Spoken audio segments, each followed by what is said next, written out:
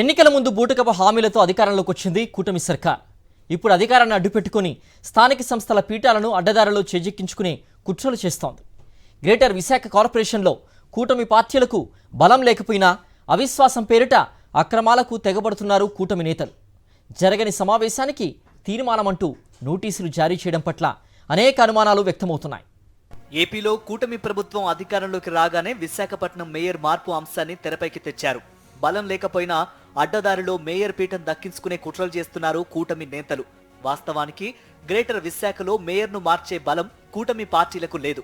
అయినా దొడ్డిదారిలో కథ నడిపించేందుకు అధికారులను పావులుగా వాడుకుంటున్నారు. అవిశ్వాసం పేరిట ఫిరాయింపు రాజకీయాలు చేసే కుతంత్రాలు చేస్తున్నారు. తాజాగా 58 మంది కార్పొరేటర్లు మేయర్ హరి వెంకట కుమారిపై అవిశ్వాసం ప్రతిపాదించారంటూ కలెక్టర్ నోటీసులు జారీ చేశారు. మీటింగ్ జరగకుండానే కార్పొరేటర్లు సమావేశమై తీర్మానం చేసినట్లు కాపీని విడుదల చేయడం పట్ల విమర్శలు వ్యక్తమవుతున్నాయి. గ్రేటర్ విశాఖ మున్సిపల్ కార్పొరేషన్లో కూటమి పార్టీలకి బలం లేనప్పటికీ వైఎస్ఆర్ కాంగ్రెస్ పార్టీకి చెందినటువంటి సభ్యులు మేయర్గా ఉన్నటువంటి తరుణంలో వారి మీద నో కాన్ఫిడెన్స్ అనేటువంటి దానికి వారు లేఖనివ్వడం జరిగింది.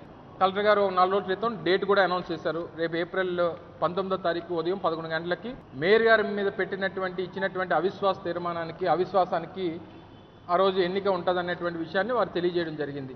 మాకు కావాల్సినటువంటి బలం మాకుంది.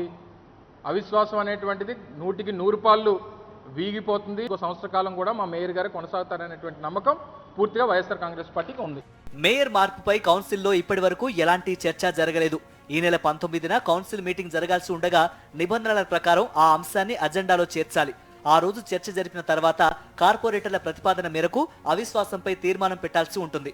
కార్పొరేటర్లతో సమావేశం జరగకుండానే తీర్మానం కాపీ అంటూ నోటీసులు జారీ చేయడాన్ని వైఎస్ఆర్సీపీ సభ్యులు తప్పుపడుతున్నారు. కూటమి నేతల ఒత్తిడికి తలొగ్గి అధికారులు కూడా చట్టవిరుద్ధంగా వ్యవహరిస్తున్నారని ఆగ్రహం వ్యక్తం చేస్తున్నారు. తీర్మానం అంటే ఏంటి అంటే ఒక కౌన్సిల్ నడిపినప్పుడు గౌరవ సభ్యులు ఎవరైతే 97 మంది సభ్యులు ఉన్నారో అక్కడ మేయర్ గారితో పాటు అక్కడ కమిషనర్ గారు ఉంటే ఆ కౌన్సిల్లో ఏమైనా తీర్మానం సభ్యులందరం చేస్తే దాన్ని తీర్మానం అంటారు. కలెక్టర్ గారికి వాళ్ళు వెళ్ళి రిప్రజెంటేషన్ ఇస్తే దాన్ని పట్టుకొని మా అందరికీ నోటీస్ ఇచ్చి తీర్మానం అని చెప్పి మా అందరికీ ఎలాగా అవిశ్వాసం నోటీస్ ఇస్తారనేది మరి మాకు అందరికీ కూడా మరి ఏ చట్టంలో ఉందో ఏ రాజ్యాంగంలో ఉందో మాకు తెలియట్లేదు.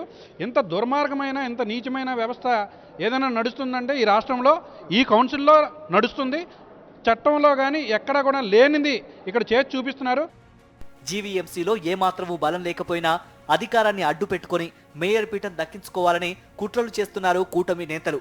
అయితే అవిశ్వాసం వీగిపోవడం ఖాయమని మరో ఏడాది పాటు విశాఖ మేయర్ పీఠం తమదేనని ధీమా వ్యక్తం చేస్తున్నారు వైఎస్ఆర్సీపీ కార్పొరేటర్లు.